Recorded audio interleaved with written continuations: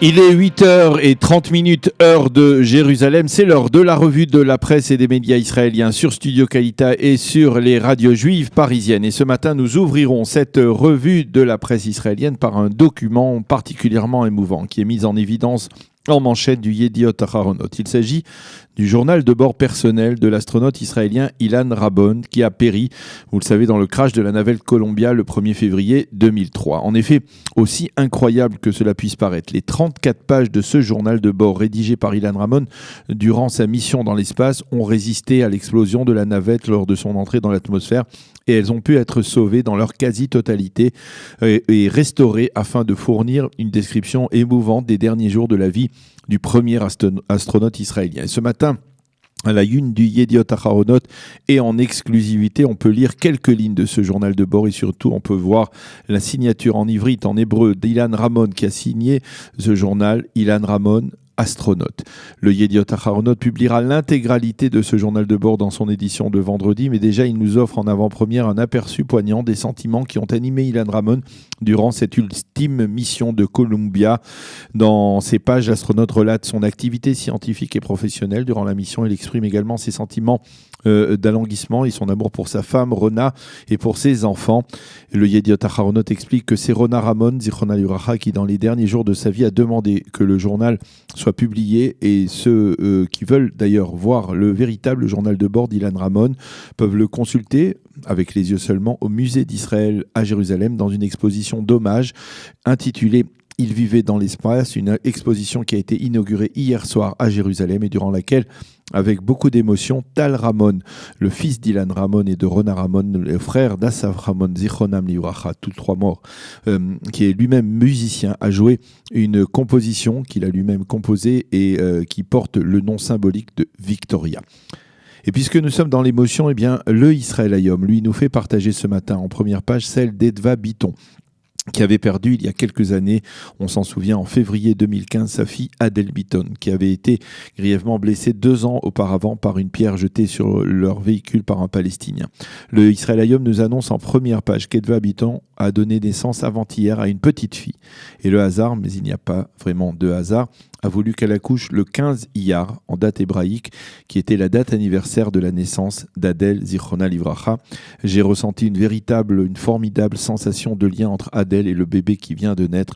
Je ne sais pas comment définir cela, mais il y avait à cet instant quelque chose de surréaliste et de particulièrement élevé, a déclaré Edva Biton en parlant de la naissance de sa petite fille. Edva Biton qui livre ce matin dans le Israël Hayom un impressionnant message de vie et d'espoir. Je suis une femme heureuse qui se lève le matin avec le sourire et je remercie Dieu pour ce qu'il me fait. Dieu m'a pris ce que j'avais de plus cher, affirme Edva, mais il ne m'a pas pris la possibilité de choisir et j'ai choisi la vie, donc un témoignage qu'il faudrait diffuser massivement, celui d'Edva Biton. D'Edva Biton, la mère d'Adèle Biton, Zichronah Livracha. Après 2 titres d'émotion dans la presse israélienne de ce matin, revenons à des considérations plus terre à terre.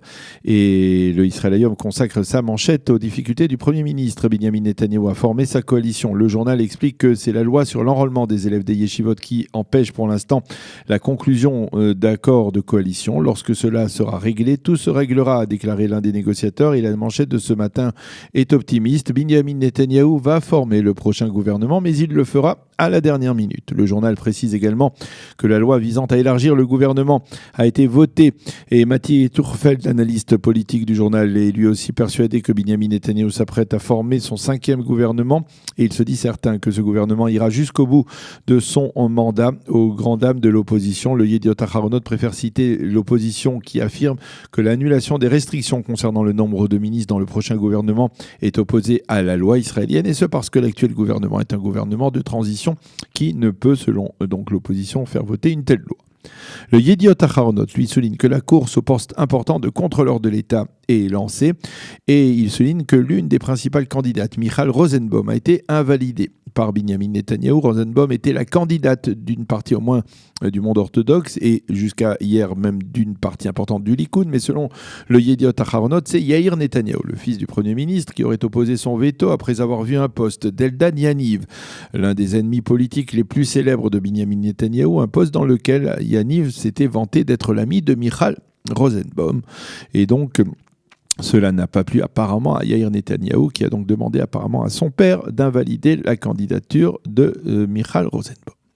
Et puis pour rester dans le domaine de la justice, le Yediot Aharonot indique que la date de l'audition du Premier ministre devrait être probablement reportée de plusieurs mois à la demande des avocats de Binyamin Netanyahou. Ceux-ci ont indiqué que le volume des documents à consulter pour préparer cette audition était considérable et qu'il leur serait impossible de compléter cette lecture avant le 10 juillet prochain, date butoir déterminée par le conseiller juridique du gouvernement pour une telle audition. Pour l'instant, il n'y a pas d'accord sur une nouvelle date quant à l'audition du Premier ministre, elle pourrait intervenir au mois de septembre, voire même plus tard.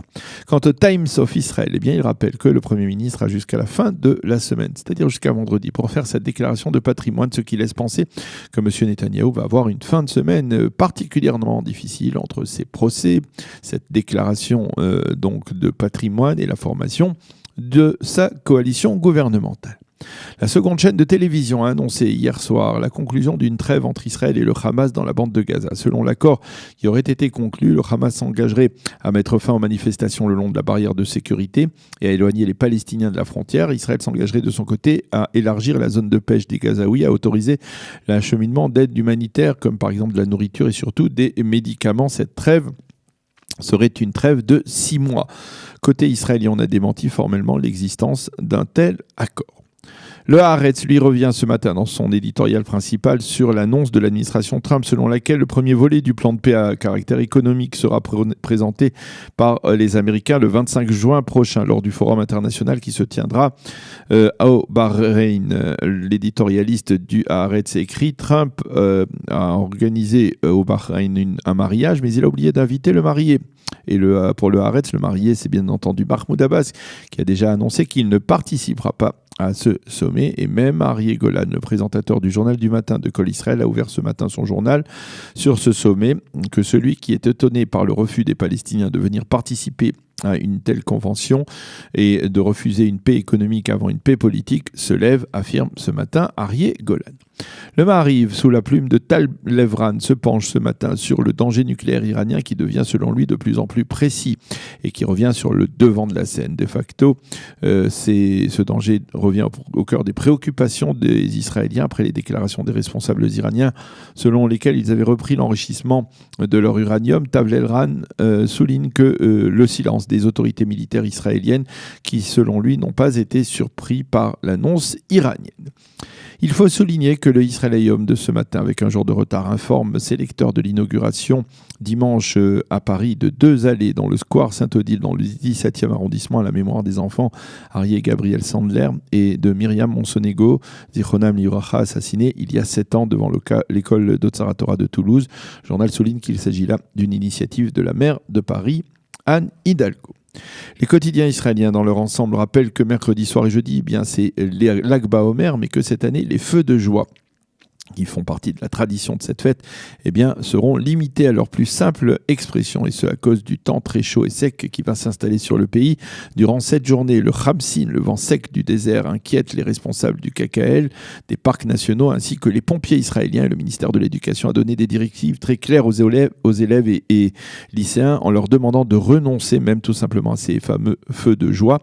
Les pompiers seront, si l'on peut dire, sur les charbons ardents, de crainte de voir les feux devenir incontrôlés se propager. Ils ont décidé de ne pas autoriser de feux de joie trop importants. Nous en parlerons dans quelques instants avec un pompier israélien, Sylvain Alibi, des pompiers de Natania, qui nous expliquera les directives en matière donc de feux de joie pour cette journée de l'Ag BaOmer. C'est la fin de cette revue de la presse et des médias israéliens. La suite de notre programme dans quelques instants.